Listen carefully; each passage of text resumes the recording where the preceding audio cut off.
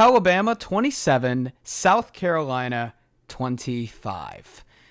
Alabama survives. I would say is the great way to describe it, is survive in advance. And you know what? I thought this was a good time to talk to these two fan bases man to man. Let's sit down. Let's get lunch. Let's have a coffee and let's talk this out. Because I think there are positives to take away for both of these fan bases. For Alabama, look, it hasn't looked pretty.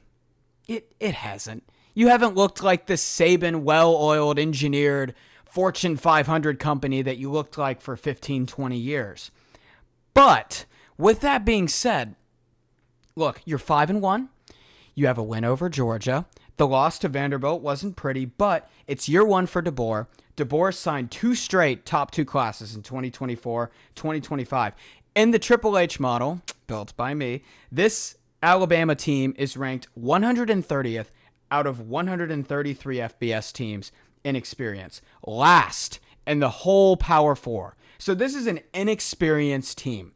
5-1, win over Georgia. You look at their schedule, they're probably going to be favored. Not probably. They are going to be favored in every game for the rest of the year coming up. At LSU is tricky.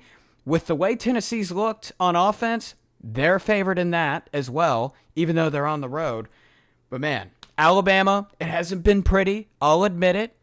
They're in a good spot. South Carolina. Talking to your fan base one by one, because I got empathy for you guys. I feel for y'all. And growing up a Tennessee fan, I've been in this spot before. So you can do one of two things. You can look at your record and say, gosh darn it, we're 3-3, and you can complain and throw a fit and pout. Or you can look at the fact that you outgained Alabama in first downs, passing yards, rushing yards, and total yards on the road. You can understand that the only reason you lost to LSU was because your quarterback, Lenore Sellers, got injured in a really questionable call. Remember, I'm going to go back to this. South Carolina didn't punt the entire first half when they played LSU. Robbie Ashford comes in, and he produces a 3 QBR, and they have 1 touchdown in the entire second half after dropping 24 in like 1.5 quarters. So that being said, outgaining Alabama in every single facet, should have probably beat LSU, beat Kentucky 31-6. This is not a sustainable way of losing. South Carolina has a plus 8-point differential and is 500. And they're not losing these games because they are substantially the worst team. They do not look like the inferior team against Alabama or LSU. As a matter of fact, they look like the superior teams against LSU and against Alabama if you take away a turnover or two. With all of this being said, South Carolina, talk about inexperience, 113th in experience in the Triple H model. All of this, playing LSU to the wire, dominating them in the first half, putting up a great offensive performance against Alabama, all of this with the freshman quarterback. And if I would have told you, say, if I would have sat you down, say you've been in a coma for 7 weeks, and you come out of the coma and you're back watching college football, and I tell you that not Nico, not Jackson Arnold has been the best freshman quarterback in the SEC, it's been Lenore Sellers, you would have thought I was crazy.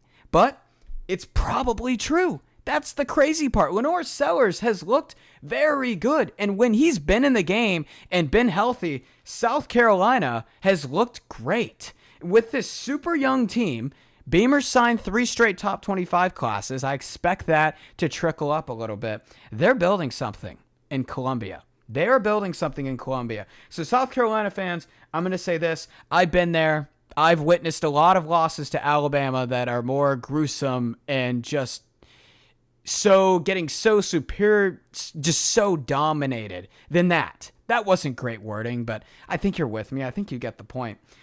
I'm just going to say it's going to get better. Stay patient. I would stay patient in Beamer.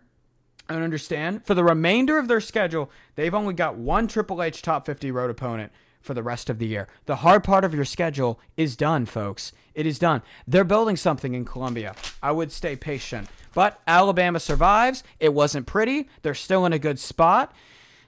There are no guarantees in college football, so I'm not going to say that they're going to 100% make the playoff, but it's looking pretty good right now. Okay. Another game that